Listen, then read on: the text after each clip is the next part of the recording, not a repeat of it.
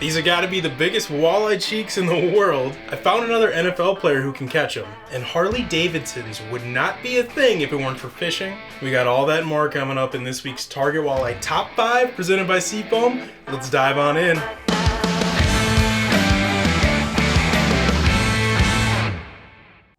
Number 1. No doubt that walleye cheeks can be one of the tastiest parts of the fish, yet a lot of folks just don't take the 10 seconds to remove them. And those tasty little morsels will basically pop out on their own if you know where to poke your knife. So that's what an average cheek looks like on an average walleye, but here's what the cheeks look like on a monster 30-inch walleye of a lifetime. So before you give KT Fishing any flack for keeping instead of releasing a 30-inch trophy walleye, you gotta know he spent over a half hour trying to revive the fish and it just would not take off. So he's left with a pair of ribeye sized walleye cheeks, and I don't even want to know what those would cost at a restaurant. Do not overcook those, dude. Number 2. I gotta give huge props to NFLer Frank Ragg on sticking himself a dirty 30-inch walleye. Now keep in mind, Frank is 6 foot 5 inches, 309-ish pounds of Detroit Lions center. So obviously, he's allowed to do a little bit of a generous hold on that fish to do it justice against his big frame. Now this is no fluke catch. Frank is a die-hard fisherman. He's on the water any chance that he gets. Well, when he's not busy doing NFL things and lifting weights that are probably the equivalent of a Volkswagen Beetle. Shoot, in this picture, he's throwing around a 6 foot, 250 pound LeGarrette Blunt like it's nothing. Are you kidding me? So obviously it's nothing for him to hoist up big fish, and as you can see, he catches a little big bit of everything. By the way, if you got a little bit of time to kill, I 10 out of 10 recommend going to the Detroit Lions YouTube channel and searching for Guess Frank's Fish. It is absolutely hilarious to watch his teammates try to guess the species of fish he's holding up in his Instagram pictures. I will try to find it in my heart to forgive Matthew Stafford for calling a walleye a trout. No idea. Trout? Probably embarrassing how bad I am at outdoor activities. Again, just want to say big props to Frank. Keep doing your thing, man. Number 3. So one of the things that's recommended people do at boat ramps when launching and unloading their boat is tilting their motor down all the way, letting the water drain out to help stop the spread of invasive species. You would actually be surprised how much water comes out of that lower unit. That's part of my usual ramp routine, and it always freaks me out that I'm going to forget that thing tilted down and take off driving away. Especially if there's an AIS inspector at the ramp or maybe a buddy chirping at you. I mean, anytime I get busy talking and get out of my usual routine, my normal rotation around the boat, that's when I always seem to miss a step. I'm sure you guys can relate. So these pictures posted on Instagram by JP DeRose absolutely hit me right in those anxious feels. That baby is clean shaved right off of there. Are you kidding me? I mean, starting to drive off a little bit is one thing, but to literally make it from point A to point B without seeing or feeling or hearing that going on, how is that even possible? I'm assuming they were either 1, heavily bumping music, 2, the catalytic converter just isn't on the tow vehicle, or 3, they were doing the thing where you drive home and you beat yourself up wondering how you didn't catch any fish, why it was such a struggle, what you could have done differently, and your brain is just not in the moment.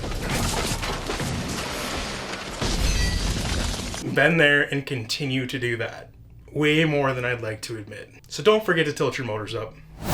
Number 4. So when you hear folks talking about gear ratios for reels, it has to do with how many times that spool turns for every crank of the handle. I find it really interesting how gear ratios are a huge component of what bait caster you want to buy.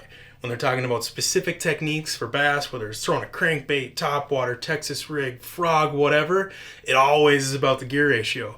But when you talk spinning reels on the walleye side of things, or even just finesse bassing, rarely does anybody bring up the gear ratio of a reel. And I think maybe that's just because for years there really wasn't options. It was a 5-to-1 or, a 6-to-1 was the high end, but they were all in that mid 5-to-1 ratio range. Well, Avu Garcia just announced this week that they have a brand new and improved Revo Rocket spinning reel coming out with a blistering fast 7.6-to-1 gear ratio. That means that their size 30 reel is going to bring in 43 inches of line per one rotation of the handle. And if you get the size 40, 47 inches of line just from one crank like that. Almost 4 feet of line. That's literally unheard of when we're talking about spinning reels. So when does that come into play? Well, really any time that you want to pick up extra slack and get more fish in the boat. But a couple of specific things that I'm thinking. If you're using baits like jig and wrap style baits, you can sometimes get in an awkward position on the hook set and have to pump down real quick. To be able to pick up almost twice as much line would be just amazing.